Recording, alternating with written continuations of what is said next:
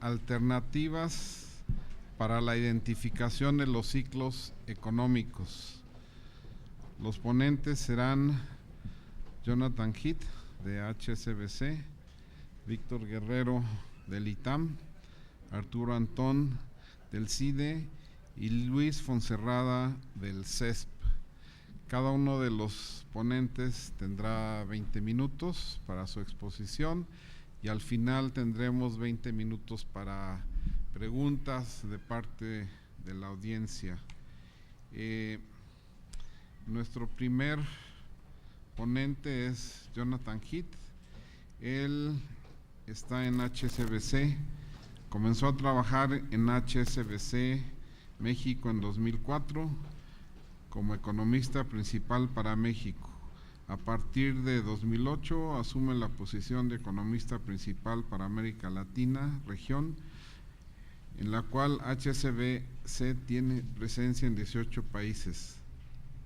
Tiene casi 30 años de experiencia acumulada en el análisis de la economía mexicana y sus perspectivas, tiempo durante el cual fue el economista principal para México, para Latin Source, Macroasesoría Económica, Grupo Financiero Serfín y operadora de bolsa.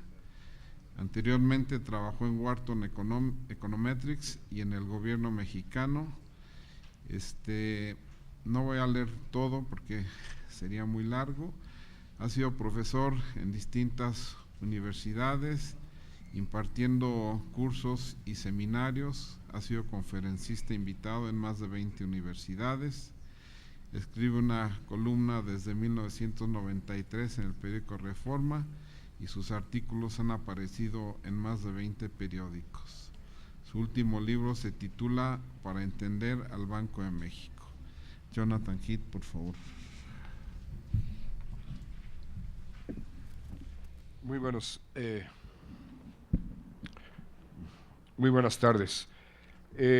Quisiera empezar primero con algunos antecedentes que a mí se me hace muy interesante, porque en julio del 2001 hubo un seminario organizado por el INEGI, la cual me invitaron, titulado El uso de la información del INEGI para la predicción y planeación privada y pública. Y ahí en esa, la presentación, ¿lo tienen? Ahí está.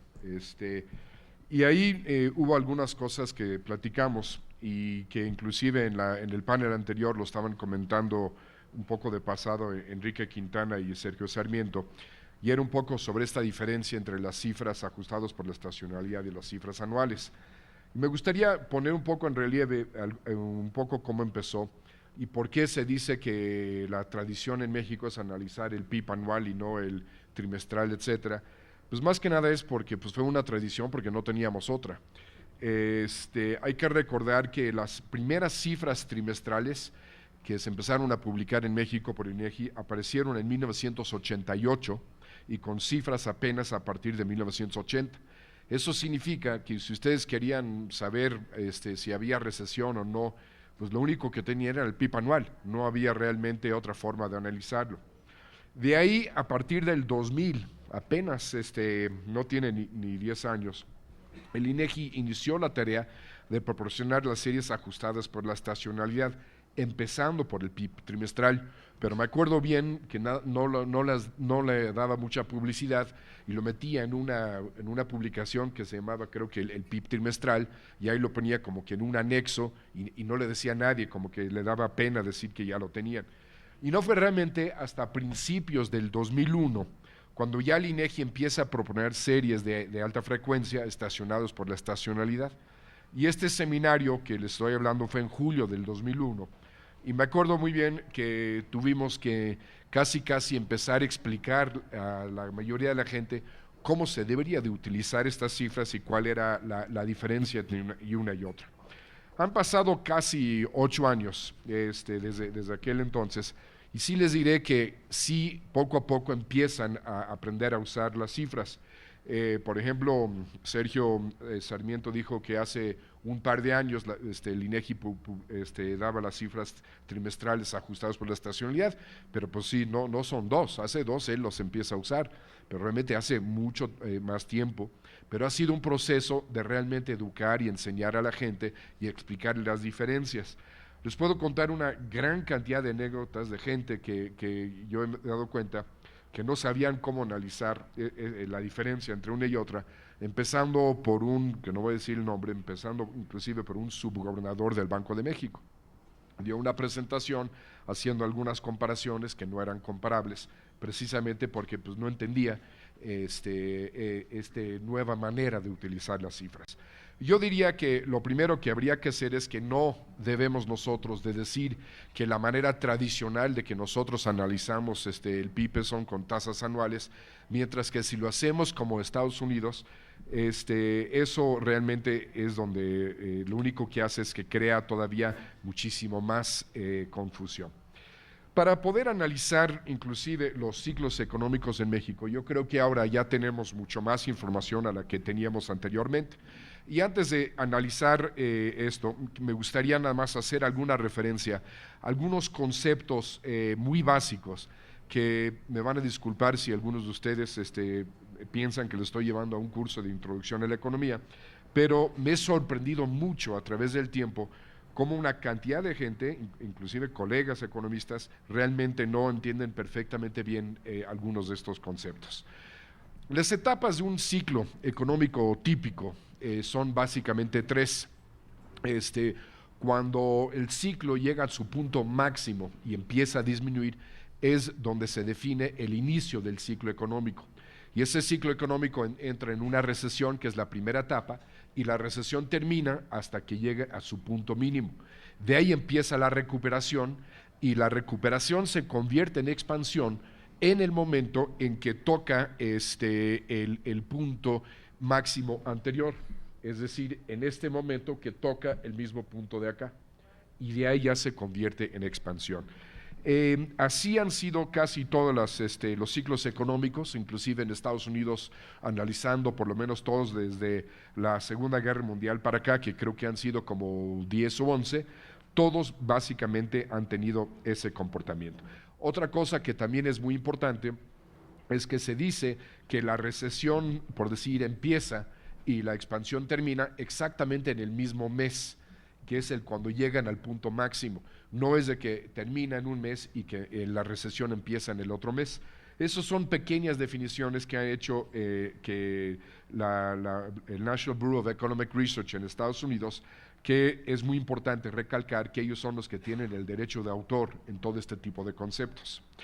Pero pueden ver otro tipo de recesiones, por ejemplo, aquí pudiera haber una recesión con una contracción, donde se define una contracción cuando la recesión cae por debajo del punto mínimo anterior. Entonces podríamos decir que la contracción es la contrapartida en la etapa descendiente del ciclo económico de lo que es la expansión en la parte ascendente. Es decir, únicamente se da la contracción, y es muy raro que se dé cuando estemos por debajo del punto mínimo anterior. En el caso de Estados Unidos, esto realmente no ha pasado desde la Segunda Guerra Mundial para acá, y vamos a ver ahorita en México, sí hemos visto que eso haya pasado.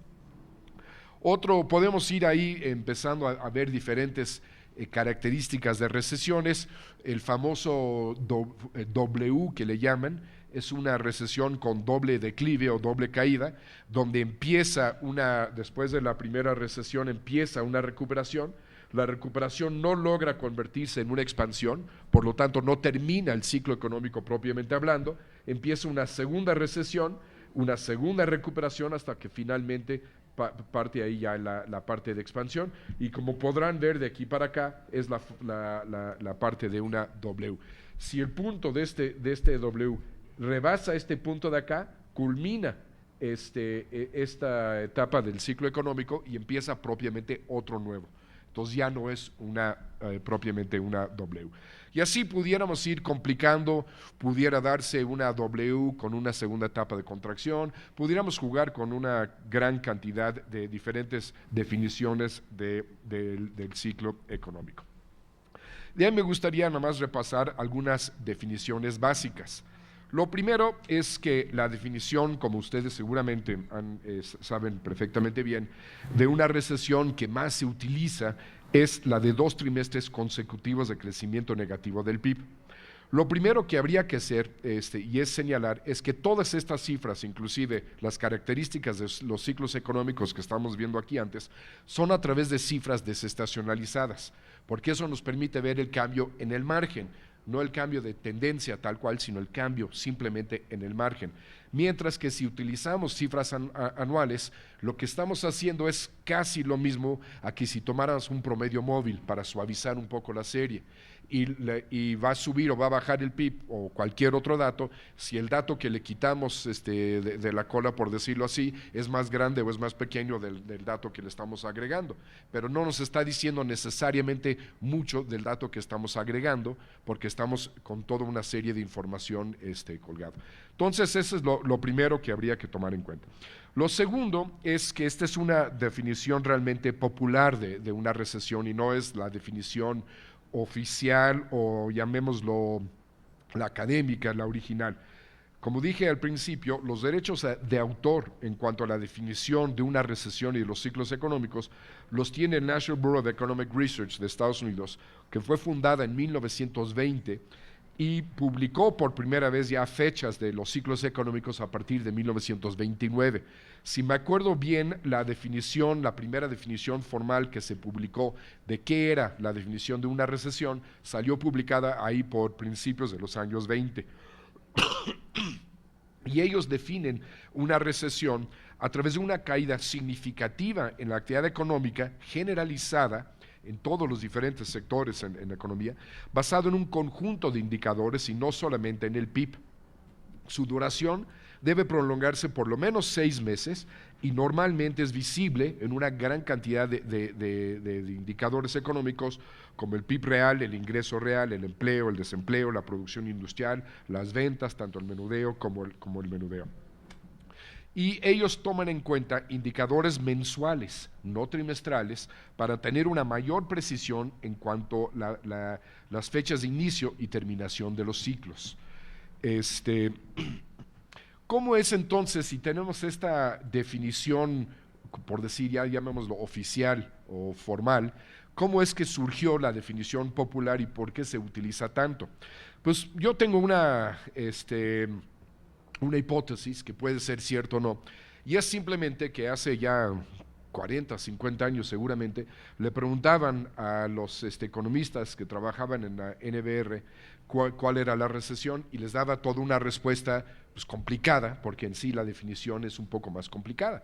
Y entonces como que no sabían cómo explicarlo bien y simplemente les digo, bueno, como más o menos lo pueden aproximar si tienen 2 trimestres consecutivos de caída en el PIB. Y de ahí agarró la persona y como que lo empezaron a popularizar y de ahí empezó a aparecer en los textos y ahí fue como se popularizó esta definición. Pero realmente no es la definición que deberíamos de tomar porque hay recesiones que se han dado sin que se dé una caída de por lo menos 2 trimestres en el PIB y viceversa. Viceversa no tanto, pero sí ha habido recesiones formales y que no se ha dado necesariamente una caída en el PIB. La otra cosa que también es importante es que la NBR tiene un recuento de todos los ciclos económicos de Estados Unidos desde diciembre de 1854 a la fecha.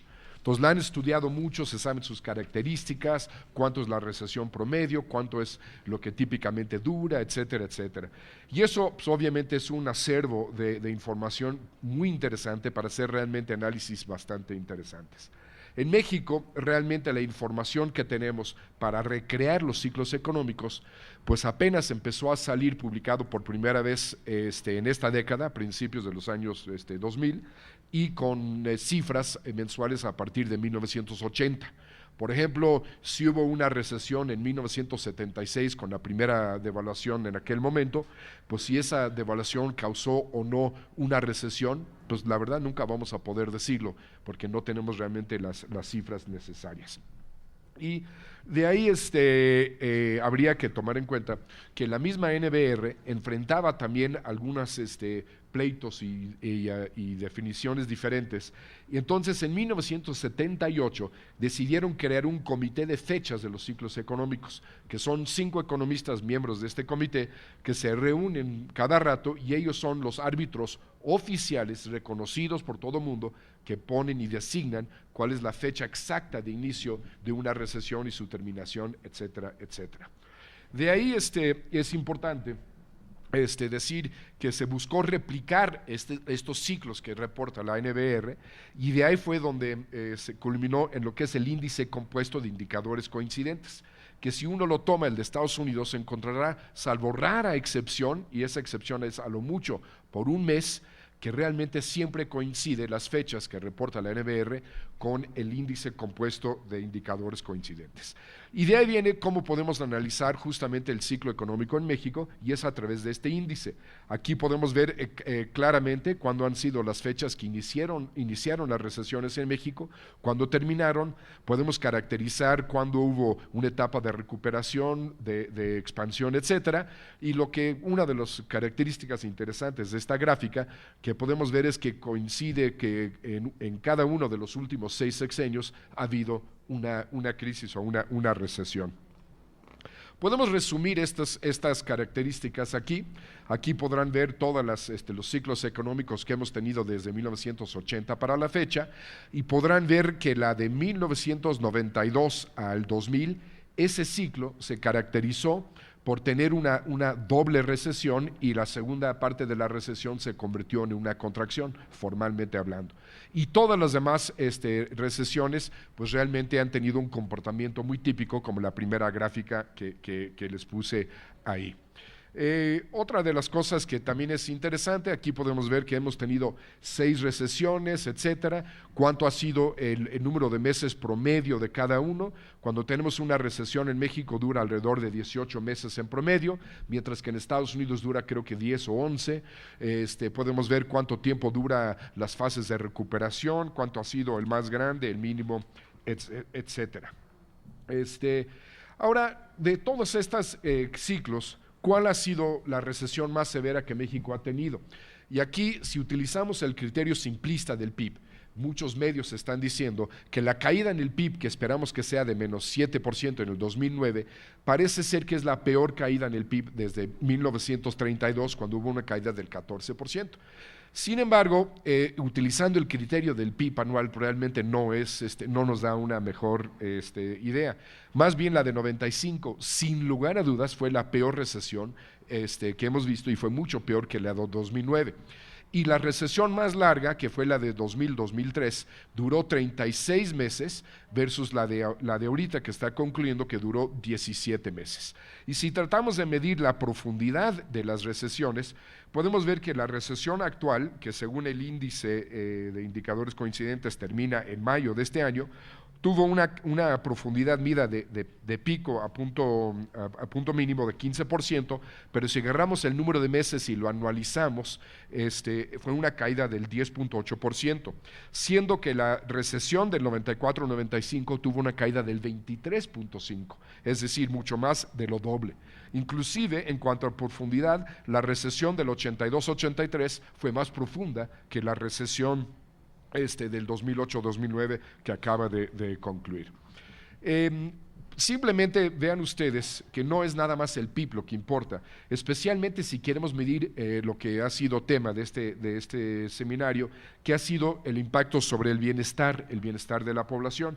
Y ahí debemos de decir que realmente lo más importante para tomar en cuenta, no indicadores sociales, sino indicadores económicos, sería el consumo de las familias. Si una recesión nos pega y las familias están consumiendo menos, pues obviamente esa recesión está pegando mucho más a otra recesión donde el consumo cae mucho menos. Pues vean ustedes simplemente algunas cifras, viendo cómo es el comportamiento del PIB de 95 contra el 2009. El 95 fue una caída de la economía interna. Y gracias a que hubo un crecimiento de las exportaciones de alrededor de 30%, el PIB nada más cayó 6.2%. Pero si hubiéramos visto nada más la economía interna sin tomar en cuenta la parte de importaciones y exportaciones, la caída en el PIB hubiera sido muchísimo mayor que la que hemos visto este año. Ahí pueden ver ustedes el consumo privado en el año. Cayó lo doble en el 95 de lo que estimamos va a caer en el 2009. La inflación llegó al 52%, mientras que ahora la inflación va a ser menos del 5%. Y hay que recordar que la inflación come el poder adquisitivo de la gente, no tienen el mismo ingreso disponible y no pueden comer. Y por lo mismo tiene un impacto muchísimo mayor. El hecho de que esta recesión que está concluyendo no tuvo un impacto grande en la inflación, realmente es una de las diferencias principales que ayuda mucho a pensar que esta es una recesión mucho menor. Y vean simplemente cifras, la producción industrial cayó más en el 95 que ahora, siendo que la producción industrial tuvo el apoyo de mayores exportaciones en el 95. Vean la venta interna de automóviles, se desplomó 70% en el 95, siendo que en esta crisis ahorita la actual nada más se ha caído el 35%, la mitad. Sean como sean, las variables que le quieran ver ustedes, podemos ver que la recesión del 95 fue mucho peor. Por último, me gustaría decir, para poder analizar mejor los ciclos económicos, ¿qué es lo que nos falta? ¿Qué es lo que le pedimos al INEGI? Primeramente, hay muchas cosas que estamos viendo. Una son series descontinuas. Obviamente siempre es bueno que hagan cambios de base, que hagan cambios metodológicos, etcétera, pero de repente tenemos cifras, por ejemplo, la serie de desempleo, no podemos realmente comparar el desempleo en el pico del 95 con el desempleo en el pico del 2009. ¿Por qué? Porque cambiaron la metodología y no hay una descontinuidad total. Entonces, yo creo que debe de ser una tarea del INEGI cuando cambian alguna metodología, buscar cómo encadenar las series y darnos series ya mucho más largas. Por ejemplo, aparte de que hacen eso, cuando vamos a la página web y queremos buscar las cifras anteriores para tratar de por lo menos hacer el mismo encadenamiento nosotros mismos, pues vemos que hay una falta de disponibilidad de las series anteriores. Por ejemplo, de las series que están dentro del índice compuesto de indicadores coincidentes, que es el desempleo, ventas al menudeo, producción industrial, etcétera, creo que ni una sola está una serie completa desde 1980 a la fecha, pero el índice de indicadores compuestos sí lo tiene. Entonces eso nos está diciendo que aquí hay una falta de transparencia metodológica y una falta de transparencia en las series completas. ¿Cómo puede el INEGI construir esa serie y mantenerlo todo homogénea, pero no nos puede dar las cifras ni decir cómo lo hicieron? Entonces, esas son cosas que yo creo que no les cuesta nada hacerlo, que no lo pudieran brindar y que pudiera ayudar a nosotros realmente a tener un mejor análisis en cuanto a todos estos ciclos económicos. Por último, algo ahí que falta quizás, que lo que tienen en Estados Unidos es un árbitro oficial pero imparcial, para ya no tener que cada quien dé su opinión y entonces lo único que hacen es que están muy confundidos los medios. Calderón dice que sí terminó la recesión, pero de repente otro secretario dice que siempre no, y de repente algún académico dice otra cosa, y es realmente una confusión total. Y por último, pues obviamente hay una falta de cultura estadística que es muy difícil ver cómo lo podemos mejorar. Pero sí, también nada más me gustaría terminar porque aquí hubo un comentario que hicieron en el panel anterior y que deberían de tener notas de prensa mejor escritas, mejor redactadas, etcétera. Y yo creo que es un poco más allá que eso. Hace poco hubo un grupo de economistas que hicieron un análisis de la economía mexicana, hicieron una cantidad de recomendaciones, creo que fue el resultado de un seminario en la UNAM, y estaba leyendo la parte específica, por ejemplo, de política monetaria, y realmente se nota que no leyeron ni siquiera los boletines de prensa que salen cada mes. Si lo leyeran, no podrían, sería casi imposible llegar a las conclusiones de las cuales están llegando. Entonces también habría que escribir bien las notas de prensa, etcétera, pero también habría que pedirle a la gente que los lea. Y queda muy claro que mucha gente realmente no los lee. Entonces podemos mejorar la redacción, pero si no lo leen, pues nos quedamos en las mismas. Muchas gracias, Jonathan Heath.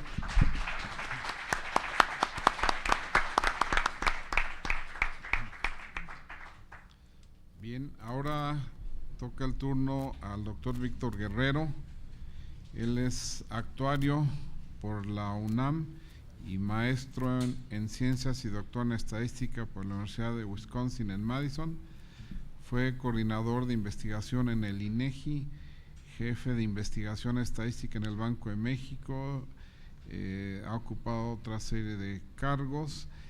Pertenece al Sistema Nacional de Investigadores, es miembro electo de la Academia Mexicana de Ciencias y miembro electo del International Statistical Institute. Es actualmente profesor de tiempo completo del ITAM, le ha tocado recibir varios premios, ha publicado más de 60 artículos de investigación en revistas especializadas, participado en numerosos seminarios, dirigido también numerosas tesis de licenciatura, maestría y doctorado. Ha sido maestro también en la Universidad de Anáhuac, el Colegio de México, la UAM, la Universidad Carlos III, el Centro Interamericano de Enseñanza Estadística en Chile y en la Universidad de Colombia, en la Universidad de Wisconsin en Madison. Y sin más le doy la palabra al doctor Víctor Guerrero. Muchas gracias, Enrique. Buenas tardes. Quiero agradecer en primer lugar la invitación que me hicieron para participar en este seminario. Agradezco pues a las personas tanto del INEGI como del CIDE que me hicieron esta invitación y pues sin más voy a comenzar con una presentación que debe estar cargada ahí, perfecto.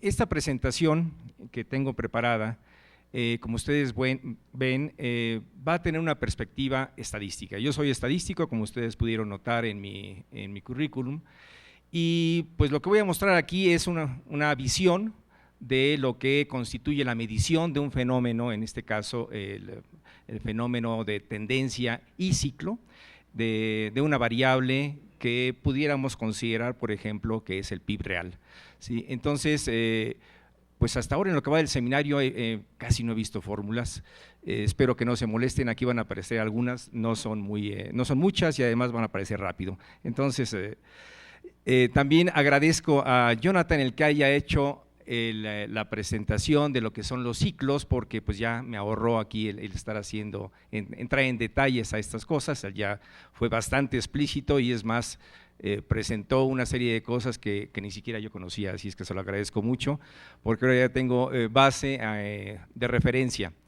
Pero bueno, voy a hacer énfasis en el siguiente punto, que en los años 80 se inició el estudio de los ciclos reales de la economía, al menos esa es la idea que yo tengo, con los trabajos de Kirtland y Prescott, de Hodrick y Prescott, y surgió en ese momento un filtro que es muy conocido en la actualidad, que se conoce como el filtro de Hodrick y Prescott.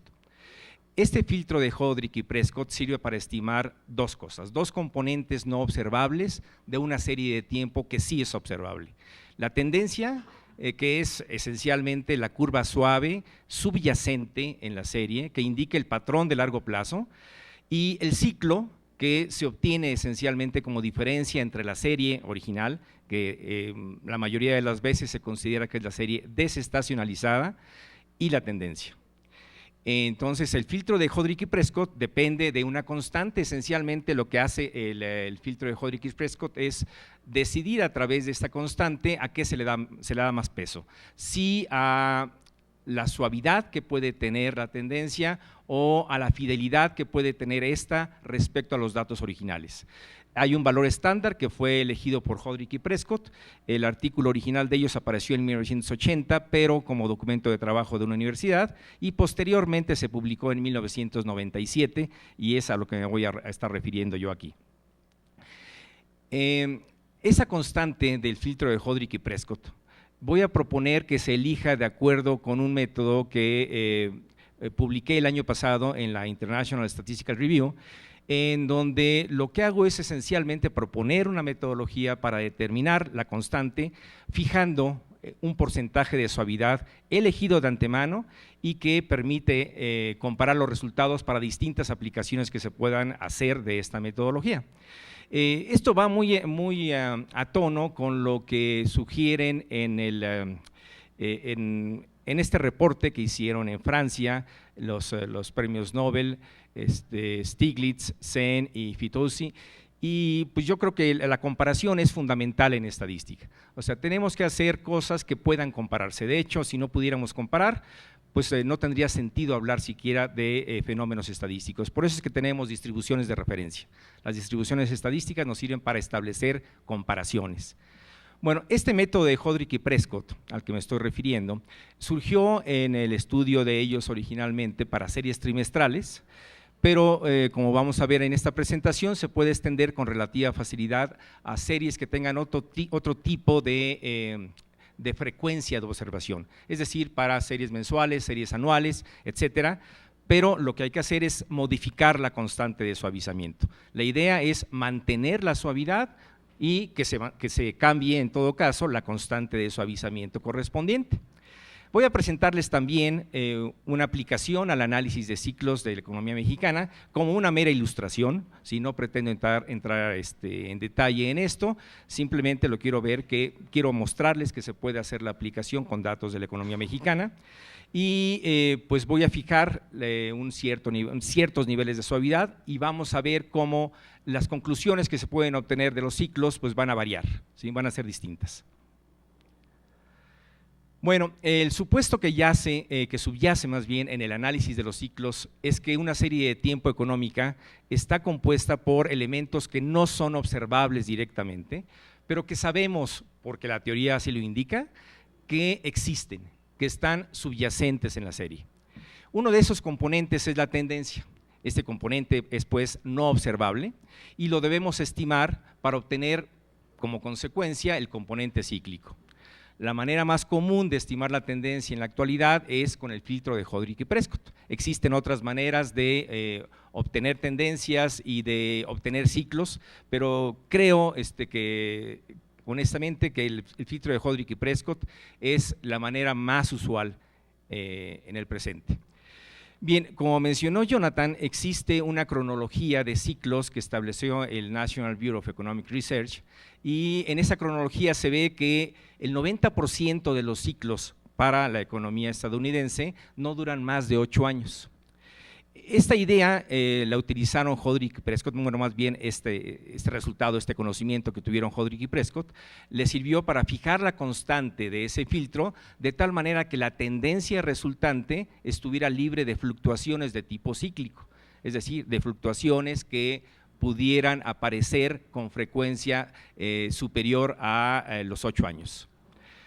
Bien, hay gente que no está de acuerdo con el uso del filtro de Hodrick y Prescott y esto lo hacen porque dicen que puede generar ciclos espurios.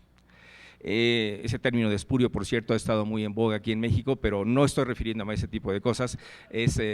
Aquí no hay política, aquí es medición estadística, ¿sí? Bueno, la idea de espurio, de hecho, no está bien definida y en un artículo que apareció en el 2007, esos dos autores, Maravall y Del Río, indican que pues, el filtro no hace más que producir aquello para lo que fue creado.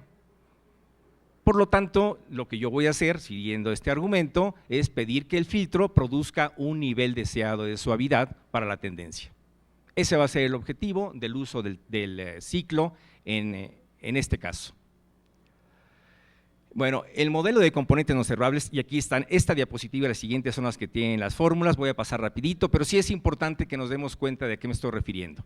El modelo de componentes no observables cuenta con precisamente los valores, digamos, van a incorporarse los valores en el modelo del dato original, que es la Y que aparece aquí, la tendencia, que es la tau, y el ruido o el ciclo en nuestro caso, que lo voy a considerar a ese ruido o ciclo como el componente que oscurece el comportamiento de la tendencia. Desde luego, esta representación es extremadamente sencilla, muy simplista, y no pretendo decir que así es como se generaron los datos, simplemente que es una manera sencilla para entender los hechos estilizados del fenómeno. El problema que voy a presentar surge de una minimización. ¿Sí? Voy a tratar de estimar pues la tendencia minimizando una función en donde aparece una parte de fidelidad a los datos y otra parte de suavidad de la tendencia. Si la constante lambda que aparece ahí tiende a cero, se enfatiza la fidelidad a los datos. Si lambda tiende a infinito, entonces la suavidad se maximiza y de hecho tiende a volverse una recta estimada por mínimos cuadrados. Bien. En la solución de este problema se obtiene por álgebra matricial, no voy a entrar en detalles, pero la solución involucra pues a la constante de suavizamiento lambda, que debe ser estimada a partir de los datos, o bien calibrada, es decir, proporcionada por el usuario. El valor que obtuvieron Hodrick y Prescott fue 1600, que es válido para analizar las series macroeconómicas trimestrales de Estados Unidos del periodo de posguerra. Sí, en ningún momento dije para México en el momento actual y con series que sean mensuales, ¿verdad? Bueno, entonces como que esto no es aplicable directamente a ese tipo de situaciones que se salgan del contexto, estrictamente hablando. Bueno, el cálculo numérico va a requerir la inversión de matrices que son de dimensión n por n, en donde n es el tamaño de la serie, y por ello si n es grande, pues el cálculo va a resultar inestable e impreciso. Por tal motivo voy a recurrir a una herramienta de cómputo que se conoce como el filtro de Kalman, que va a producir los mismos resultados, pero de una manera mucho más eficiente desde el punto de vista computacional. Sí, para esto entonces voy a hablar de dos ecuaciones de comportamiento, una que sirve para la serie original y otra que sirve para inducir la suavidad en la tendencia. Esto es importante para mostrar lo siguiente. Vean, aquí tenemos resultados que se obtienen aplicando dos metodologías distintas de cálculo de tendencias. La primera es el paquete X12 ARIMA, es un procedimiento que sirve para desestacionalizar series y permite obtener entonces tendencias. En la gráfica A aparece pues la tendencia obtenida con las opciones automáticas de ese paquete del X12 ARIMA. Y en la gráfica B vemos la tendencia obtenida con el filtro de Hodrick y Prescott utilizando la lambda tradicional, que es de 1600. Como vemos, las dos tendencias pues son, según yo, radicalmente distintas, ¿sí? Bueno, voy a obtener esta otra gráfica en donde lo que hago es esencialmente ver que la lambda, existe pues una lambda del filtro de Hodrick y Prescott que esencialmente reproduce lo que hace el paquete X12 ARIMA. De esta manera me voy a deshacer de la idea de utilizar el paquete X12 ARIMA y me quedo dentro del contexto del filtro de Hodrick y Prescott. Para eso entonces tengo ya dos posibilidades que están viendo ustedes aquí. Con lambda igual a 1600 tengo la tendencia en la gráfica B, con lambda igual a 1 tengo la tendencia en la gráfica C, ¿sí? Y bueno, ¿por qué me conformo con eso? Voy a obtener otra tendencia, la que presento como gráfica D, en donde utilizo lambda igual a 199. Y esto ustedes podrían pensar, pues es igual de arbitrario que lo anterior, ¿no? Pues sí y no, porque ahora les voy a proporcionar esta evidencia, ¿sí? La gráfica de arriba tiene suavidad de 93.9%, la gráfica B tiene suavidad de 60.7% y esas son las que salieron de las lambdas correspondientes, mientras que yo, por el contrario, estoy fijando, ¿sí?, a propósito una suavidad de 90% y por eso es que obtuve la lambda igual a 199. Eso es lo que pretendo hacer, fijar suavidad y obtener en consecuencia la lambda correspondiente que me dé la tendencia que voy a utilizar y que va a ser comparable para distintas series, para distintos periodos de observación, etcétera. Bueno, para eso voy a utilizar un índice de suavidad, aquí viene la otra diapositiva con formulitas, en donde esencialmente lo que digo es que esto se puede estimar por mínimos cuadrados generalizados, que es un método de estimación estadístico ampliamente conocido, y esta matriz de varianza-covarianza o de error cuadrático medio, si es que quisiéramos hablar en términos más precisos, tiene como inverso una matriz de precisión, que es la suma de dos precisiones. Resulta que esto que está aquí es una precisión, es la precisión atribuible al modelo para Y esta de acá perdón, gracias, y esta de acá es la precisión atribuible al modelo que induce suavidad. Lo que pretendo ahora es entonces medir qué tanto contribuye la suavidad a la precisión total. Entonces voy a calcular un índice de precisión relativa. ¿Sí? Esta precisión relativa se puede demostrar que debe de ser de esta manera. Esta expresión es única y tiene características, tiene propiedades muy interesantes, entre otras cosas toma valores mayores que 0, desde luego, y no llega a alcanzar el 1, sino que se detiene en 1 menos 2 entre n. Pero bueno, este índice de suavidad lo voy a usar como herramienta para decidir la proporción de precisión atribuible a suavidad y por lo tanto voy a fijar el porcentaje de suavidad a través de él. Una propiedad bonita que tiene este procedimiento es que si yo utilizo este método para estimar tendencias, me despreocupo de si la serie está ajustada o no por estacionalidad, ¿sí? Siempre y cuando la suavidad que pida, que tenga la serie de tendencias sea mayor al 65%. Aquí tenemos entonces el PIB, la tendencia del PIB, pues, pero considerando al PIB desestacionalizado, con suavidad del 90%, y lo mismo, pero con el PIB sin desestacionalizar, y como ustedes ven, la línea roja, créanme, no lo voy a hacer en este momento, pero si las empalmo, es exactamente la misma tendencia. Entonces, no importa si trabajamos con series desestacionalizadas o sin desestacionalizar, los resultados de tendencia son idénticos. Bueno, ahora voy a considerar también el siguiente problema. ¿Qué tal si los datos ahora son mensuales o si son anuales? Pues el tamaño de la serie va a cambiar. Por ejemplo, en 5 años habrá 20 datos trimestrales o bien habrá 60 datos mensuales. Esto me conducirá a elegir lambdas distintas y obtendré entonces conflictos con la suavidad.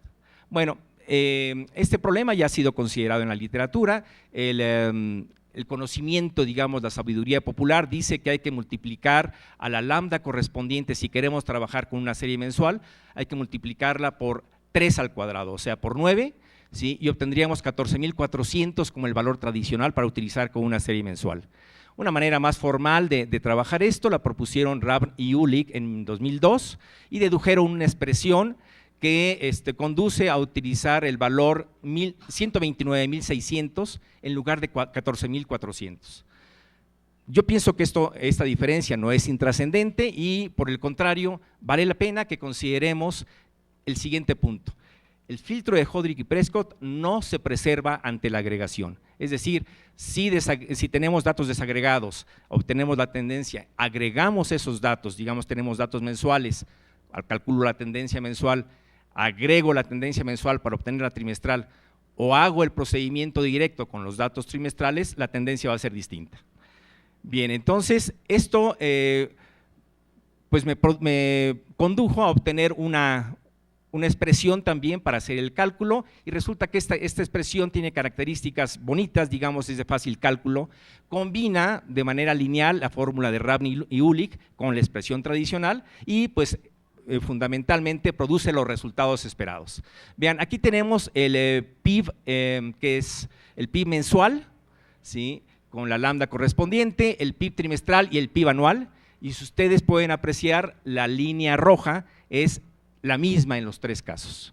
Entonces, no me interesa si la serie fue mensual, si es trimestral, si es anual o si es lo que sea, con tal de que yo tenga en cuenta cómo fue agregada la serie, o voy a obtener la misma tendencia porque es la misma variable y estoy analizando el mismo periodo de observación. Bueno, entonces ahora voy a hablar un poquitito de lo que es el análisis de ciclos económicos, voy a verlo muy rápido. Dirigí una tesis el año pasado, se terminó el trabajo en el 2008 y ahí aparecen mucho más detalles de todo esto, pero bueno, esencialmente lo que hago aquí es mostrar que si cambia la suavidad van a cambiar los resultados, las conclusiones respecto al ciclo económico. Voy a elegir yo 90% y 95% para hacer las suavidades y con la lambda igual a 1600 me doy cuenta que la suavidad que logro es 94%. Por lo tanto, voy a considerar esas 3 posibilidades y voy a considerar estas series que voy a analizar en referencia al PIB. Es el consumo total, la inversión fija total y el gobierno agregado. Bueno, aquí tenemos la serie del PIB con su tendencia, con los tres valores de lambda, y como ustedes podrán apreciar, la tendencia en logaritmos es esencialmente la misma. O sea, es difícil discriminar entre una y otra. En lo que toca a los ciclos, las cosas cambian. Ahí sí resulta que los ciclos presentan más variabilidad si crece la suavidad de la tendencia. Gracias. Entonces, esto es importante porque va a afectar precisamente el análisis de los ciclos. Bueno, cuadros como este que estoy mostrando aquí, que no pretendo que se lo aprendan de memoria de ninguna manera, simplemente para que vean que sí hice la tarea, que sí hicimos la tarea Jorge Holguín y yo, pues se reprodujo para la suavidad del 95% también y con la lambda igual a 1600. Consideramos la serie completa, la serie en la primera mitad y en la segunda mitad, tuvo que cambiar la lambda correspondiente y lo que notamos es que al cambiar la suavidad se dan cambios de signos en las correlaciones para las variables de gobierno, es decir, al menos para esas variables los resultados no son idénticos.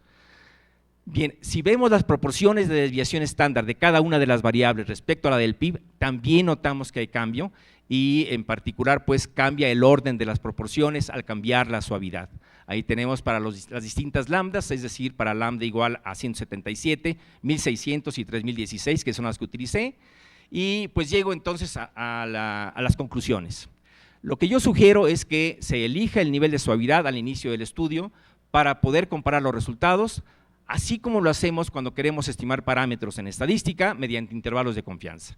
Con ello quiero garantizar que haya comparabilidad. Se pueden comparar entonces tendencias de 2 o más series, aunque no tengan el mismo número de datos. Se pueden comparar series con distintas frecuencias de observación, siempre y cuando hagamos el cambio de constante de suavizamiento. Y bueno, los resultados están sustentados en técnicas y en modelos estadísticos de relativamente fácil manejo. Me doy cuenta que sí se afecta el ciclo dependiendo de la tendencia con qué suavidad se haya calculado, y si no se quiere utilizar la metodología para hacer esto, bueno, al menos lo que sugiero es que se informe cuál fue el criterio utilizado para elegir el parámetro de suavizamiento si se emplea el filtro de Hodrick y Prescott. Con eso termino, muchísimas gracias.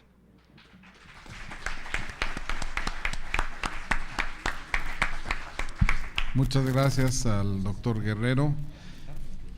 Ahora toca el turno al doctor Arturo Antón del CIDE. Él es doctor en Economía por la Universidad de Cornell en Nueva York y licenciado en Economía por la Universidad de las Américas Puebla. Actualmente es profesor investigador de tiempo completo en el CIDE, es miembro del Sistema Nacional de Investigadores, anteriormente se desempeñó como investigador económico en el Banco de México. Ha recibido distintos premios y distinciones y ha impartido cátedra en el CIDE, en el programa de estudios superiores del Banco de Guatemala, en la Universidad de las Américas Puebla. Ha publicado diversos artículos relacionados con temas macroeconómicos y es autor del libro Optimal Monetary and Fiscal Policy in Dynamic Economies. Con ustedes el doctor Antón.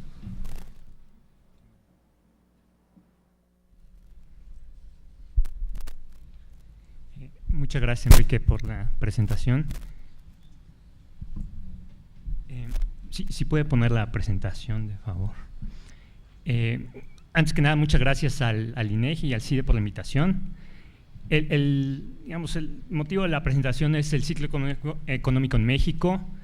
La idea es ofrecer algunas características y perspectivas sobre el comportamiento del ciclo económico para los próximos años. Perdón, aquí tengo el control. Entonces, en esta presentación, básicamente estamos interesados en abordar 3 preguntas. Primero, ¿cuáles son las alternativas para medir ciclos económicos? Aquí igual voy a ser muy breve, ya Jonathan Heath y Víctor Guerrero han hablado un poco sobre eso. La segunda pregunta es, ¿cuáles son las principales características del ciclo económico en México? Y la tercera es, bueno, ¿qué se espera para el ciclo económico durante los próximos años? Digamos, ya más o menos lo dijeron anteriormente, en general hay 2 métodos para medir un ciclo económico. El primero pues es la metodología de puntos de giro propuesta por Burns y Mitchell, y es básicamente la metodología por el NBER y el INEGI, en particular para la elaboración de su indicador compuesto coincidente. La otra metodología para medir ciclos es, un ejemplo fue el que platicó el doctor Víctor Guerrero, que es simplemente analizar una serie en particular, extraer el componente de tendencia y entonces simplemente ver las variaciones de la variable observada en relación a su componente de tendencia. Y esta definición pues, está dada por Lucas.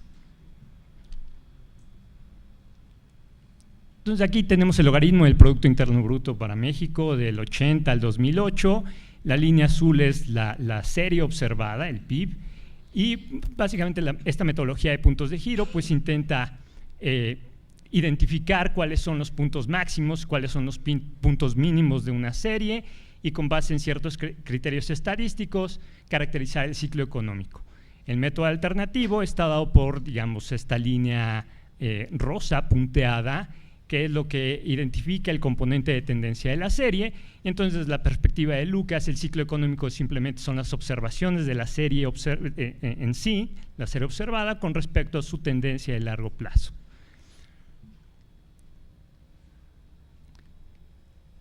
Aquí lo que tenemos es, primero, bueno, ¿cuáles son las características principales del ciclo económico en México? Y aquí tomamos como referencia el indicador compuesto coincidente del INEGI, que como ya dije, utiliza esta metodología de puntos de quiebre. Y digamos, en el lado izquierdo vemos las fechas en las cuales se encuentra el punto más alto de la serie. El indicador compuesto coincidente, perdón, lo que tiene incluido son varias series relacionadas con producción y empleo, y a partir de eso pues, se hace un indicador, un índice. Entonces, en la columna izquierda vemos las cimas y los fondos de este indicador compuesto, y del lado derecho tenemos contracciones y expansiones, y aquí no es cuestión de diferir con la exposición de Jonathan Heath, sino simplemente simplificar la información y medir contracción simplemente el periodo que va de la cima al fondo y el de expansión que va del fondo a la cima.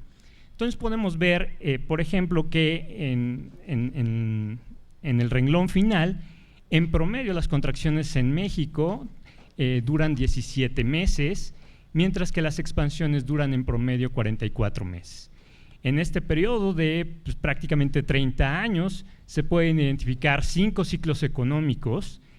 El mayor periodo de contracción se dio, digamos, medido de cima a fondo, insisto, del 2000 al 2003, mientras que la mayor expansión en esta muestra pues, se dio de 1987 a 1992, una expansión de 69 meses.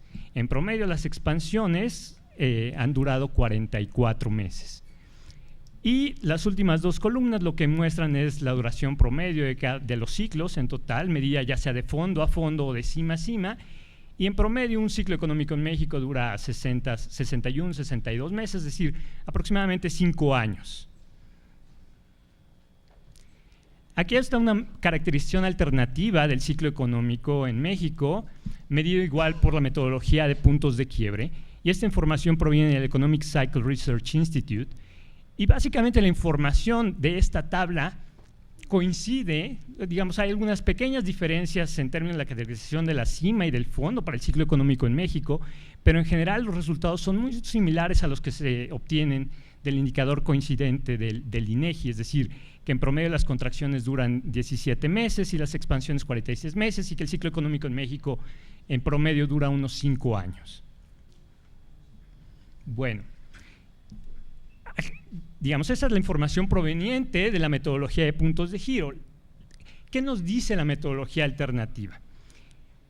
Y aquí, bueno, lo que tomamos es simplemente la serie del IGAE, desde que hay datos disponibles, y lo que extraemos es el componente cíclico de esa serie utilizando el filtro Hodrick-Prescott, que, bueno, es prácticamente el método de filtración más popular en macro.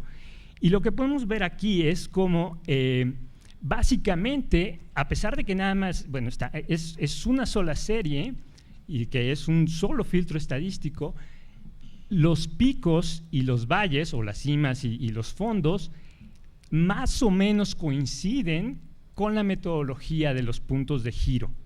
Por ejemplo, ahí podemos ver, ustedes pueden ver las fechas, ahí está el 11º mes de noviembre de 94 en la parte superior izquierda, e inmediatamente el 7º mes de 1995. Esas son las fechas en las cuales el INEGI detecta los puntos de giro, las cimas y los valles. Entonces, digamos, ustedes pueden ver que en general esta metodología de filtración de las series ofrece una caracterización razonablemente buena del ciclo económico. Por supuesto hay excepciones, como puede ser en el año 2003, pero en general esta es una buena aproximación.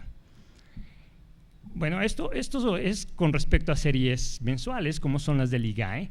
La pregunta es si se puede caracterizar el ciclo con este método utilizando cifras trimestrales. Y aquí, bueno, lo que tenemos es exactamente el mismo ejercicio, es decir, utilizando esta metodología del filtro Hodrick-Prescott, tomamos la serie del PIB, le extraemos el componente de tendencia y lo que tenemos ahí es el comportamiento del componente cíclico a lo largo de la tendencia, y nuevamente podemos ver que la identificación a partir de este método de las cimas y de los fondos se aproximan razonablemente bien a aquellas identificadas por la metodología de puntos de quiebre, ¿no? Nuevamente las fechas que ven ahí son las que provienen de la metodología del INEGI, del indicador compuesto coincidente. Entonces, nuevamente, a pesar de que nada más tenemos una sola serie, que es el PIB, ¿no? Mientras que, bueno, el indicador compuesto coincidente tiene información no nada más sobre la producción, sino sobre el empleo también. Digamos, esta sola serie, la del PIB, ofrece una caracterización, diría yo, razonablemente buena de los ciclos económicos. Por supuesto, hay excepciones, como podemos ver ahí hacia finales de 1993, pero en general ofrece una buena caracterización del ciclo económico. Entonces, el mensaje aquí es, bueno, ambas metodologías dan información más o menos similar sobre esta caracterización de los ciclos, y no importa si igual trabajamos con series mensuales o trimestrales. Por supuesto, la aproximación es mejor con series mensuales, pero las series trimestrales ofrecen una buena caracterización. El siguiente punto es, bueno, ¿cuáles son las características del ciclo económico en México? Y lo que muestra este cuadro, primero, una primera característica que quiero enfatizar es ¿cuál es el porcentaje de periodos de contracciones y expansiones del ciclo económico en México y cómo se comparan con respecto a lo de los países industrializados? Entonces, por ejemplo, en la columna hacia la izquierda tenemos la muestra, tenemos muestras para 16 países industrializados, muestras para Estados Unidos y, por supuesto, para México, para distintos periodos. Y esta columna de contracción, S13 que ven ahí, es simplemente el porcentaje de contracción en promedio a lo largo del ciclo. Es decir, 13% del total del ciclo en esta muestra de 16 países industrializados se encuentra en un periodo de contracción y el restante, el 87%, en un periodo de expansión. Y nuevamente esto es simplemente para sintetizar el análisis, no es una diferencia en términos de definiciones de contracción o expansión. Algo similar se puede ofrecer, se observa para Estados Unidos, el 15% del tiempo están en contracciones en promedio en el periodo de la posguerra y 85% en expansiones, mientras que en México es prácticamente el doble, es decir, prácticamente una tercera parte del ciclo está compuesto por periodos de contracciones y las 2/3 partes aproximadamente están compuestos por periodos de expansión. Es decir, en promedio, las contracciones duran más en México en relación a lo que se observa en economías industrializadas. El segundo punto, la segunda característica del ciclo es que el ciclo económico de México, medido desde la perspectiva del PIB, que ya dijimos, bueno, sugiere que es una aproximación razonablemente buena en la caracterización del ciclo económico, es que el ciclo económico es altamente volátil en México. Aquí vemos el ciclo económico completo más reciente. En el caso de México y Estados Unidos, la línea continua es el componente cíclico del PIB indizado para valor igual a 100 en el punto más alto del ciclo y el componente cíclico del PIB para México por la línea rosa. Entonces, vamos, es evidente cómo el ciclo económico, digamos, las fluctuaciones del componente cíclico del PIB en México son mayores a las observadas que a Estados Unidos. La tercera característica del ciclo económico en México es que, bueno, recientemente, y esto seguramente para ustedes no es ninguna sorpresa, bueno, en años recientes el ciclo económico de México está altamente correlacionado con el de Estados Unidos. Entonces aquí tenemos las brechas del PIB de México, o el componente cíclico del PIB de México y de Estados Unidos, de 1987 a 2008, y vean cómo, digamos, antes de 1997, pues estas series prácticamente tenían un comportamiento distinto, ¿no? Digamos, su correlación era relativamente baja, pero digamos, a partir de 1997 estas series observan una alta correlación. Y bueno, se puede ver, por ejemplo, hacia el final de la serie cómo este componente cíclico del PIB en Estados Unidos cae de manera similar al de México. Y esta es otra forma de presentar esta información. El componente cíclico del PIB de México no es la única variable que está altamente relacionada con la economía de Estados Unidos. Lo que esta tabla sugiere es que también los indicadores de empleo, del componente cíclico de empleo en México, también están altamente correlacionados con la economía de Estados Unidos. En esta tabla se puede ver las desviaciones con respecto a la tendencia de varias variables que están en la parte izquierda, en la columna de la izquierda. Las variables son el PIB de México, exportaciones, horas trabajadas totales, etc. La siguiente columna lo que muestra son las desviaciones estándar de la serie en particular con respecto a la desviación estándar del PIB de Estados Unidos. Entonces pueden ver ese primer número en la parte superior izquierda, ese 2.57, lo que indica es que en promedio el componente cíclico del PIB de México es 2.5 veces aproximadamente más volátil que el de Estados Unidos. El número abajo del 4.7, las exportaciones en promedio son 4.7 más volátiles con respecto al PIB de Estados Unidos, y así sucesivamente. Y las otras columnas hacia la derecha simplemente son correlaciones cruzadas del PIB de Estados Unidos, del componente cíclico, con respecto a estas variables de producción y de empleo en México. Y se puede ver que estas correlaciones pues, son consistentes con lo que uno esperaría, es decir, el PIB de Estados Unidos se correlaciona positivamente con el PIB de México, con las exportaciones de México, con las horas trabajadas totales en México y negativamente con las tasas de desocupación o las tasas de ocupación parcial y desocupación en México. Entonces, no nada más, digamos, el ciclo de Estados Unidos no está correlacionado en términos de productos, sino también en términos de variables de empleo. Entonces, esas, digamos, yo consideraría son como 3 de las características fundamentales del ciclo económico en México. ¿Cuáles son las perspectivas? Y aquí, bueno, igual entramos en terreno un poco pantanoso, pero creo que vale la pena explorar esas posibilidades. Y aquí, bueno, básicamente, como muchas veces es típico, se ofrece una historia buena y una historia no tan buena o inclusive mala. Y digamos, empecemos por la historia buena. Y la historia buena está sugerida por esta gráfica. Lo que se muestra aquí son indicadores adelantados para la economía de México y de Estados Unidos para el 2006 al 2009. Los indicadores adelantados de México provienen tanto del INEGI, del indicador compuesto adelantado, como el indicador adelantado que proporciona la OECD. Y asimismo el indicador adelantado para Estados Unidos de la OECD. Entonces, lo que podemos ver es cómo, digamos, hay una caída en este indicador adelantado por ahí hacia la segunda parte de 2008, pero comienza a verse una recuperación a partir de 2009. La OECD dice que este indicador adelantado lo que pretende es identificar los puntos de quiebre con aproximadamente un promedio de 6 meses de anticipación.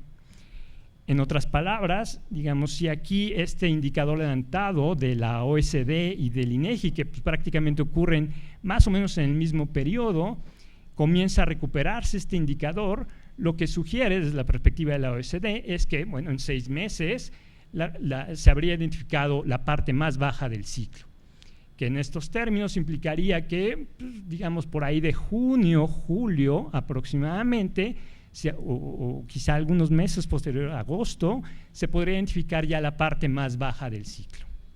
Es decir, ya para estas fechas ya habríamos empezado con un periodo de recuperación. Digamos, esta es la parte, es la buena noticia.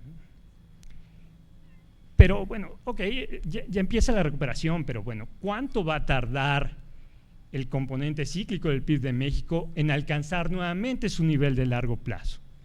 Y bueno, la idea es muy sencilla aquí. Dada la alta correlación entre el componente cíclico del PIB de Estados Unidos y de México, bueno, ¿por qué no tomamos una estimación de la brecha del PIB, un pronóstico de la brecha del PIB de Estados Unidos, y hacemos inferencias sobre cuál podría ser el comportamiento de la brecha del PIB para México en los próximos años? Este pronóstico de la brecha del PIB para Estados Unidos para el periodo 2009-2015 proviene del Congressional Budget Office, y lo interesante de este pronóstico del CBO es que incorpora el impacto estimado de los incrementos en gasto y reducciones de impuestos provenientes del American Recovery and Reinvestment Act, y considera dos escenarios: un escenario optimista en el sentido de que este impulso fiscal a la economía estadounidense tiene un alto impacto en las variables macro. El escenario pesimista, por el contrario, es que este programa de estímulos fiscales del gobierno estadounidense tiene un bajo impacto sobre la macroeconomía. Entonces aquí simplemente se presenta la brecha del PIB de Estados Unidos para el periodo 87-2015, y se puede ver ahí está el escenario pesimista en la línea continua, el escenario optimista, la línea punteada. Entonces, con respecto al escenario pesimista, digamos, el CBO lo que prevé es que la parte más baja del ciclo en Estados Unidos está por ahí del tercer trimestre de este año y comienza una recuperación relativamente lenta. Por su parte, el escenario optimista lo que dice es que bueno, la parte más baja del ciclo está identificada en el segundo trimestre de este año y la recuperación es relativamente rápida. Sin embargo, lo interesante es que en ambos casos, independientemente del escenario optimista o pesimista, la recuperación de este componente cíclico, es decir, su recuperación hacia su valor de largo plazo, se dará solamente hasta principios del 2015, es decir, sería una recuperación bastante larga para la economía de Estados Unidos. Entonces, no sería sorpresivo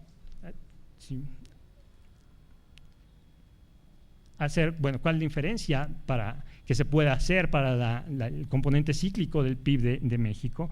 Pues sería una inferencia similar.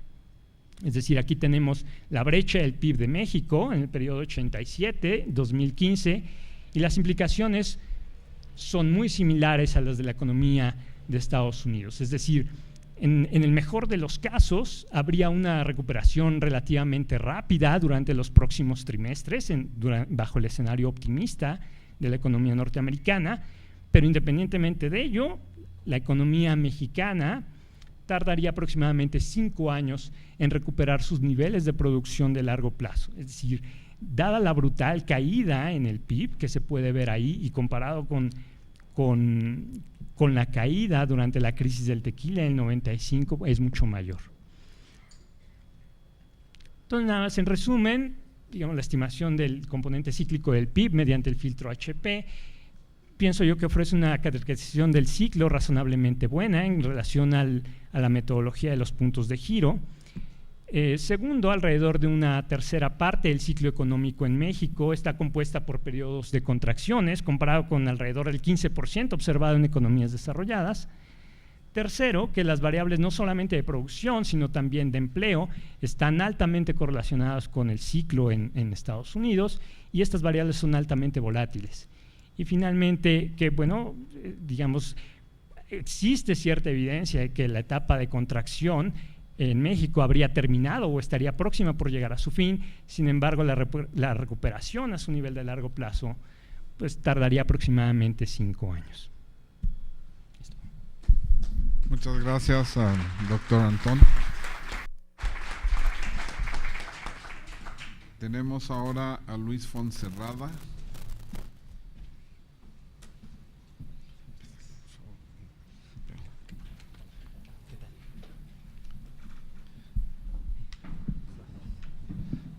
Luis Fonserrada es el director del Centro de Estudios Económicos del Sector Privado. Por favor. Gracias, muy amable. Hace mucho que no trataba de llegar tan rápidamente al CIDE, yo creo que desde hace unos 30 años que era estudiante aquí. Perdón por la tardanza, pero aquí estamos. Nosotros quisiéramos haber presentado un índice similar al que se desarrolló en el IMEF con Jonathan, pero no tuvimos tiempo en estas últimas semanas de trabajar más en él. Sin embargo, quisiéramos comentar algunos aspectos específicos de los indicadores que tenemos y de la importancia de utilizar otros indicadores y de ver tal vez el ciclo de una manera diferente. Yo no sé si está ya… Ok, adelante por favor. Cambio aquí. Ese es el rojo, ese es luz y este es para adelante y para atrás. Ok. Bien, en términos generales, quisiera comentar un poco muy rápidamente sobre la importancia. ¿Con qué información contamos hoy para poder tomar decisiones oportunas? Esta alternativa a la que se presentan siempre la generación o elaboración de indicadores, que es la oportunidad frente a la calidad, y la búsqueda que ha habido sobre indicadores trascendentes y qué indicadores necesitaríamos o con qué oportunidad los requeriríamos, ¿no? Y esto se pone en particular, tiene una relevancia mayor ahora que tenemos una crisis y ahora que no sabemos qué sucede, ¿no? Bueno, no me detendría mucho en esto. Yo creo que es fundamental, sobre todo ante la necesidad de tener información para políticas públicas, para medidas anticíclicas o para medidas de protección social, ¿no? Entonces, este es un tema que nosotros hemos discutido mucho en el CESP y lo hemos planteado y discutido mucho con los organismos del sector privado.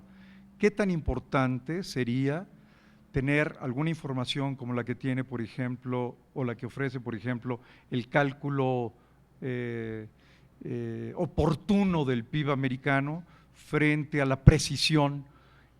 Como ustedes saben, se informa sobre el PIB americano con la mayor oportunidad posible y se ajusta y se revisa posteriormente. ¿Qué tan relevante sería contar con algo de este tipo? ¿Qué tan fácil o tan difícil es realizarlo, ¿no? Para muchos sectores, esta información oportuna no es tan relevante, pero para otros es extraordinariamente importante. Entonces, esta es una de las preguntas que nos hacemos y que quisiéramos compartir como inquietud con todos los analistas y en particular con el INEGI, ¿no? Pero no solo con INEGI, está otras instituciones que son generadoras de información también, pero este sería uno de los temas en particular. Creemos que sería importante contar con estimaciones preliminares similares, porque la oportunidad a veces es extraordinariamente importante, ¿no? Tanto sectorial como regionalmente, dependiendo de los diferentes sectores y el tipo de actividad económica. ¿A dónde le apunto esto? Gracias. Yo creo que las series mensuales, trimestrales, desestacionalizadas, han sido un elemento muy importante, un paso en esa dirección, y yo creo que este esfuerzo es muy plausible. Ha permitido contar con estas series adicionalmente, y la información desestacionalizada permite conocer con menor ambigüedad estos cambios en el margen, ¿no?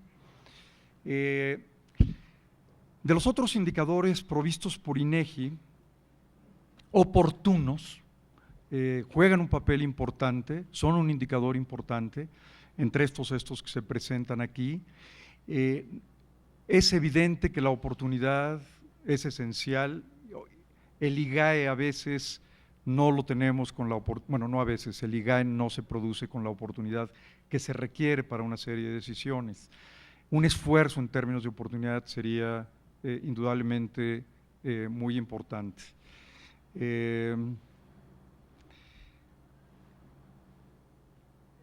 Pero los indicadores provistos por otras instituciones, sin duda son muy útiles. En Banjico, la encuesta de los especialistas es una encuesta muy oportuna, permite tener una buena idea, bastante cercana a lo que vemos posteriormente. En particular, el índice del IMEF, que yo no sé si se haya comentado antes de que yo llegara, este índice que probablemente ustedes conocen, en realidad es un índice elaborado a partir, bueno, Jonathan es en buena parte el generador de este índice. Es un índice que ha mostrado ser extraordinariamente oportuno porque se conocen sus resultados en los 2 o 3 primeros días del mes y tiene los resultados de la encuesta recogida en los últimos días del mes anterior y ha mostrado una extraordinaria precisión en términos de predicción, ¿no? Con una cercanía muy importante con otros indicadores más sólidos. Este indicador es un indicador cualitativo, yo no soy quien para explicarlo, pero por ejemplo se contestan solamente 5 preguntas, es un grupo relativamente pequeño la muestra, se podría enriquecer mucho más.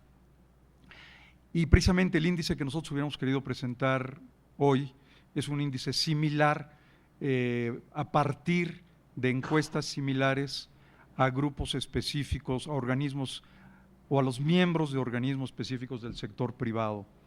En particular, Coparmex y Concamín, con quien hemos estado tratando de trabajar esto para elaborar un índice de opinión, pero con una base mucho más amplia, mucho más costoso y donde requeriríamos ciertamente los recursos de estos organismos.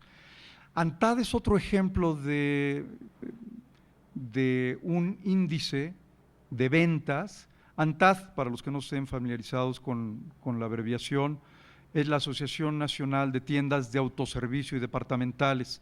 Para pertenecer al ANTAD es necesario que estas tiendas sean parte de una cadena y reportan sus ventas en términos de montos y se calcula en términos reales, en términos nominales, con una gran oportunidad. En los primeros 3 días de cada mes se sabe qué sucedió con las ventas y las ventas están divididas por 3 o 4 grupos diferentes. Uno de ellos es alimentos y bienes de consumo, otro es vestido y otro es, en fin, no me acuerdo de ellos. Pero hay esta división muy clara y cuando se grafican, además, ellos hacen esto mensualmente, año con año.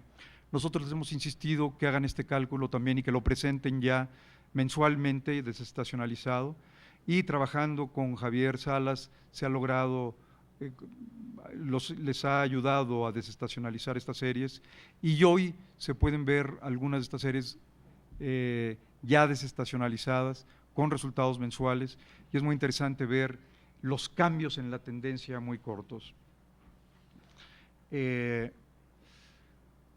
Bueno, yo diría que como usuarios de la información, sin ser generadores de la información, nos enfrentamos ante una información, todos los usuarios, ante una información relativamente deficiente en términos, sin tomar en cuenta la oportunidad que es una queja continua, la información que producen las distintas instituciones es muy dispersa, en algunos casos es difícil acceso, en otros casos desaparecen las series que estaban en la página y ya no se tiene acceso a ellas, hay que hacer un esfuerzo adicional por encontrarlas, sin duda tardía, y para efectos de decisiones concretas de políticas públicas es muy agregada. Esta es la realidad a la que nos enfrentamos en México, muy agregada en términos regionales, muy agregada en términos sectoriales. Bueno, en términos de la demanda de indicadores trimestrales ha sido importante. En el CESP en particular, desde 73 se intentó contar con indicadores oportunos. Se pensó que con el Estados Unidos se podría llevar a cabo y con el siguiendo la idea de Estados Unidos. y se organizó, según entiendo, pero aquí Enrique nos puede decir si es cierto, un viaje a Estados Unidos del CESP en 73, donde el CESP te comisionó a ti y a Javier Gala.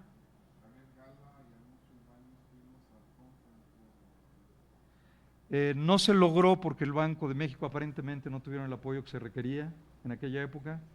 No me acuerdo. Bueno. Pero finalmente en 88 se pudieron publicar y se empezó a publicar el PIB trimestral, que entiendo que ya se calculaba desde antes, pero no se había publicado, ¿no? En fin, la búsqueda ha sido larga, no tengo mucho tiempo más. Estas son las encuestas en las que estamos trabajando, encuestas de tendencias de negocios. Sin duda las cuentas nacionales son importantes, pero yo quisiera ir hasta esto. El ciclo económico, normalmente como economistas o como estadísticos o como econometristas, los vemos fundamentalmente en términos de la actividad económica y en términos del PIB. La verdad es que el PIB nos tendría sin cuidado o nos tiene sin cuidado como actividad económica per se. Lo relevante es lo que sucede con las variables sociales. Lo relevante es qué sucede con la pobreza, qué sucede con el empleo, qué sucede con la masa salarial. Ahí es donde habría que intervenir para tomar medidas de muy corto plazo, y a veces se toman realmente al vapor, o no se toman, o se propone la inversión en una refinería como medida anticíclica, ¿no? Yo creo que valdría la pena llevar a cabo un esfuerzo importante entre todos los analistas por dar un seguimiento más puntual a las variables de interés social. El problema de la pobreza, por ejemplo, en 86, en 85, 84, 85, 86 me parece, ya fue anual, ¿no?, la medición, pero en 87 ya no se llevó a cabo la medición anual, en el mismo trimestre, pero tuvimos que esperar hasta 88 para tener resultados, volvió a ser bianual, ¿no? Entonces no supimos qué pasó y tuvimos que esperar un par de años para ver qué había pasado con la pobreza, y encontramos que se incrementó. Entonces hace un año supimos que la pobreza se había incrementado de 86 a 88, y esto fue hace un año, antes de la crisis.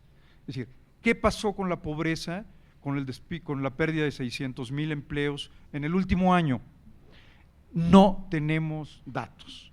Podemos inferir algunas cosas, pero no tenemos los datos. De ahí la enorme importancia de hacer un seguimiento más cuidadoso, más cercano, de variables sociales, ¿no?, para poder tener elementos para la toma de decisiones de políticas públicas, ¿no? Hay, creo que, algunos esfuerzos en otros países por tener algunos indicadores muy oportunos en este sentido, que podríamos tratar de copiar y de producir a la brevedad, ¿no? Este es el esfuerzo que nosotros hemos estado haciendo o tratando de hacer en otro campo, pero yo creo que aquí la participación del INEGI es fundamental, ¿no?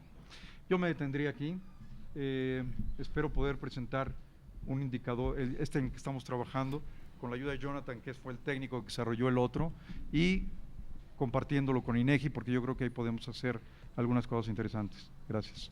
Bien, pues,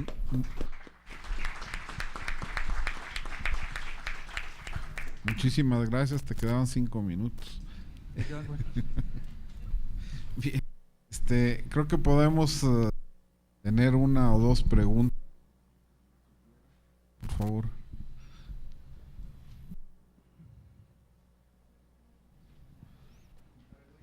Sí. ¿Cómo no? La pregunta es si podríamos comentar de qué se trata este indicador. Sí, muchas empresas, no las 400 del 1.7% de ingresos, sino muchas empresas que pertenecen a Coparmex o que están representadas en Coparmex, pero en particular en CONCAMIN, que es la cámara que aglutina a las empresas, pues a la industria, industriales, ¿no? Fundamentalmente industriales. Las muy grandes tienen muy claro qué pasa con el ciclo, ¿no? Ellos sienten muy claramente si exportan o no exportan y qué sucede, y dependen del programa de chatarrización o no, ¿no? Americano, por supuesto. Entonces, ellos forman parte, lo resienten muy rápidamente. Muchas otras empresas quisieran tener indicadores de las perspectivas de inversión, de algo similar a las órdenes de los gerentes de compras de Chicago, algo similar a indicadores que generen los participantes en las mismas empresas, gerentes de compras, gerentes de producción, etcétera. De hecho, ellos lo han sugerido y estamos elaborando junto con ellos algunas preguntas específicas que pudieran convertirse en un indicador. El indicador del IMEF, por ejemplo, que es un indicador muy interesante, si no lo conocen yo los invito a conocerlo, se constituye con 5 preguntas al mes. Y es extraordinariamente cómodo porque lo recibes en tu mail, le das se abre una página y vienen las 5 preguntas donde pones tu mouse en cada uno de los puntos, más, menos, igual, creo que por ahí va, y listo. Y el indicador ha resultado ser extraordinariamente oportuno, ¿no? Entonces estamos tratando de hacer algo más dirigido a la producción, a las expectativas de producción, a las expectativas de demanda de insumos industriales. Este es un campo específico. ANTAD ha propuesto otras cosas, pero ANTAD ya tiene muchísima información que puede ser muy bien explotada y utilizada, ¿no? De hecho, la información de ANTAD no se publica sino hasta que pasa por un proceso en el Banco de México y es utilizado por el Banco de México y luego se da a conocer, ¿no? Entonces, la idea es esta, más dedicada a insumos, a los procesos industriales, a la demanda potencial, a los cambios en las expectativas de cambios en la demanda de insumos, ¿no? Por ahí va. La pregunta. Sí, muchas gracias. Para Jonathan Heath, quería preguntar, me encontré hace poco una llamada macrotabla, que no sé si tengas conocimiento, Jonathan, de que trae una serie del PIB de México en términos reales desde 1900, pero lo sorprendente no fue eso, sino que hay una nota de pie, no sé ni quién es el autor, en donde dice que le recomendaste que para poder integrar toda la serie hasta 1900 era necesario solamente respetar las tasas de crecimiento, es decir, unir las series. Y con eso ellos hicieron esa serie, ¿no? No sé quiénes sean ellos, no trae autor, pero se me hizo muy raro que viniera tu nombre vinculado a esa nota metodológica. Sin embargo, pues quisiera que nos lo aclararas eso, ¿no? Porque o te lo mando, o en fin. Hay una análisis que hemos estado haciendo de las series de tiempo desestacionalizadas del PIB, sobre todo el coincidente del INEGI, y nos damos cuenta que cada mes cambia la serie. Yo quisiera que ustedes, si pudieran hacer alguna observación de cómo cambia esto los periodos de los ciclos, si afecta realmente a los ciclos o no los afecta, ¿sí? Y por último, es una pregunta para cualquiera de los ponentes. Los países desarrollados cada vez están usando más índices encadenados para calcular sus cuentas nacionales, pero esos índices traen una serie de problemas, como por ejemplo el problema de aditividad, en el cual los componentes de una por ejemplo los PIB sectoriales, pues ya no suman el PIB del país. Entonces, estos problemas metodológicos los han resuelto calculando o presentando al público solo las tasas de crecimiento. Pero mi pregunta es un poco, y en cuanto al ciclo, si usásemos índices encadenados como ya parece que es la tendencia mundial, ¿qué pasaría con las mediciones? Bueno, esa persona, que tampoco me acuerdo cómo se llama, sí se me acercó una vez por correo. En la página web yo tenía una sección de estadísticas históricas del siglo XX, y la idea era tratar de tener 100 años de datos del PIB, de inflación, eran como 20 variables o algo por el estilo. Inclusive una vez en un seminario del INEGI lo presenté, creo que era un aniversario de la Dirección General de Estadística, algo así, que cumplía 100 años. Entonces, por eso hice esa presentación. La serie del PIB explícitamente la calculó Juan Moreno, creo que Juan Moreno, que creo que lo hizo en su tesis doctoral en UCLA. Calculó esa serie y tiene toda una serie de cosas que él hizo ahí, especialmente para calcular la parte del PIB en la época de la Revolución, que creo que no hay cifras, ¿no? Entonces él hizo algunas estimaciones, pero habría que leer su tesis, ¿no?